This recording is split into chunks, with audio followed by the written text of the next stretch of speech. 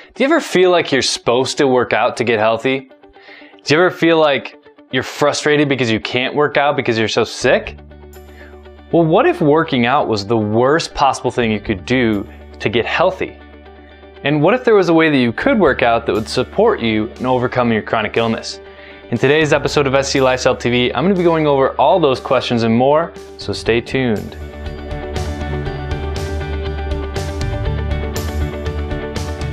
Hey, it's Jordan Reasoner. Thanks for being here.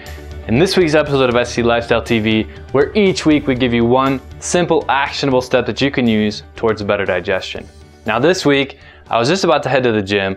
I wanted to flip on the camera and talk to you a little bit about what to do and what not to do when it comes to working out when you have chronic illness, okay? Because I have chronic illness and I'm reversing celiac disease.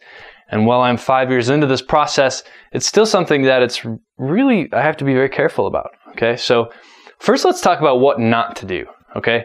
Number one thing to not do when you have chronic illness and you're going to the gym or you're going to work out. Do not do chronic cardio, okay? Now here's why. We know that working out, and especially chronic cardio, can be inflammatory. I mean, just as an extreme example, high-performing triathletes like our friend Ben Greenfield, who we've had on the podcast, you know, he's really fascinating because he'll take his blood before and after an event or before and after training, and he'll show his hsCRP, which is high sensitivity C-reactive protein, a very good indicator of inflammation. The before will be around 0.5, and then the after an event or after a big training session will jump up to 5 or 7. It's really fascinating to watch that because we know that part of the process of a good workout like that is it's catabolic, right? It breaks down your body. Okay, so your body can then come in and be anabolic and rebuild, and you'll be stronger and faster, in better shape, right? Well, think about somebody who's a high-end athlete like Ben, whose inflammation rises that high just from an event. And think about somebody like me, who had severe autoimmune disease, and 6-7 years ago, my hsCRP was probably around 7 or 8 or even higher than that, okay? And some of our clients that we work with one-on-one who have hsCRP readings even higher than that, in the 10s, 15s, okay? Now, those are the type of people who doing a workout like a long run is probably not a good idea, okay?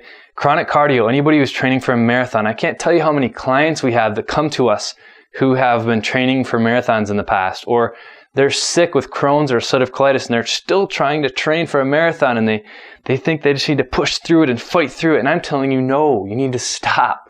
You need to stop. Do not do chronic cardio if you're dealing with chronic illness, okay? Because it's gonna make your inflammation even worse, okay? And now, the other thing I want to touch on is when you go to the gym and you're doing a workout, even just running a couple miles can be inflammatory. So I'm not just talking about training for a marathon here. There's a lot of things that can be lumped into chronic cardio. I mean, I've got one coaching client right now who was doing like a super intense Zumba class like 4 days a week, right? And that was making her even sicker. And that's the higher level point I want to back up to right now, is when you're doing something with chronic illness and you're trying to work out, you think that it's supposed to make you feel bad. That's just part of going through the workout. It's just part of getting healthy, right? Well, the truth is that's not true at all, okay? If you do a workout and it makes you feel horrible, it makes you feel really tired, and you're sore, that's probably not a workout that you want to be doing right now. It's probably not supporting your health. Okay, the reality is, if you're doing things right, if you're healthy and you're doing your workouts the way you should be doing, they should give you energy, they should make you feel better, and you should be a little bit sore, but it shouldn't last for more than maybe 24 hours, okay? You should recover pretty quickly. And that's the biggest point here, okay? So as we transition to point number 2, which is what to do when you're working out, I'm going to talk to you about HIIT training, okay? High intensity workouts. And that's what I've been doing over the past few years as I've recovered from celiac disease, all right? Now, the biggest point here is to do a lot of heavy lifting. Lift heavy weights, okay? But don't do it to the point where you're exhausted or completely spent, all right? We're going to do a workout that supports your health. So I go in there and I'm done in 15 to 20 minutes. I don't do like 4 sets of 10 and 6 sets of 12 or anything like that, okay? What I'm talking about with this type of training is you go in and you do 1 set to failure. So for example, I've worked my way up now where I could take maybe 75-pound dumbbells and do a bench press, and I'll maybe get like 12 of those in, and then I'm done with my bench press. And then I might move on to, some flies, or I might move on to some curls with some dumbbells, okay? And I'm just gonna do some 40-pound curls, and I'm gonna do 20 of them to failure, and then I'm done. And I put them down, one set, okay? And I'm literally out of there in 20 minutes. Now, the biggest points with this workout is I keep my heart rate low, okay? That's important because I'm not trying to get into a cardio state here. I'm just lifting some heavy weights, and I'm taking it easy. I'm resting between sets, and I'm not doing it for hours. I'm doing it for 20 minutes, and I'm out of there, okay?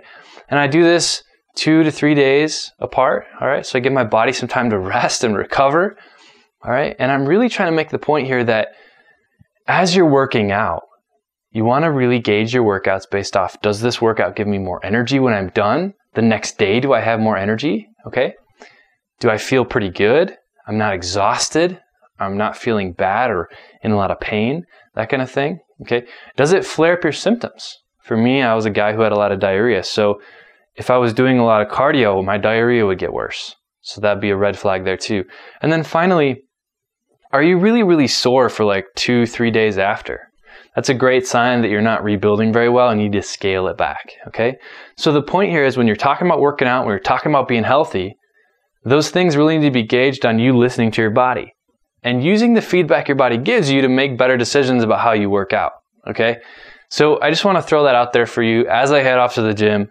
Okay, a lot of people have a lot of misconceptions about what it means to be healthy and how you need to go to the gym and work out and train and do a 5K, yeah, hardcore, and it just doesn't support your health.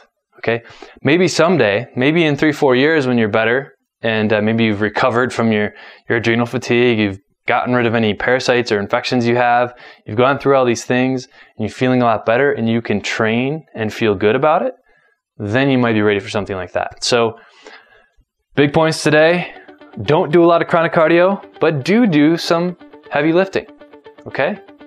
So next time you go to the gym, keep that in mind, and I look forward to seeing you next time on SCD Lifestyle TV, where each week we give you one simple, actionable step that you can use towards better digestion. We'll talk to you again real soon. Oh, and don't forget, share the love. If you know somebody who's working out too hard, share the love. Yeah, I'm gonna keep pointing until you share. Yeah. All right, we'll talk to you soon.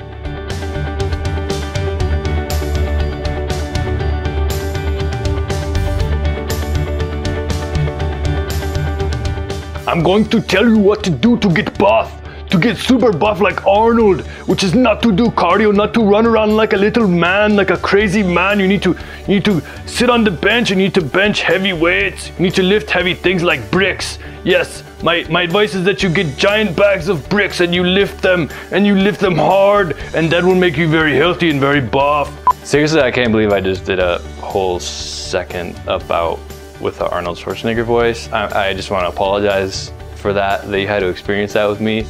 I kind of have a weird sense of humor, and if you haven't figured that out by now, then you may want to tune into a different TV show where they show you different tips about digestion, because I'm a little weird sometimes. If you're anything like me and you used to go to the gym and run a mile because you needed to get your blood pumping before you worked out, and you ran that mile and then you were like totally exhausted and you could hardly do a workout, then you should probably not run that mile and maybe just go lift some heavy things and then go home and rest and get better and get healthy.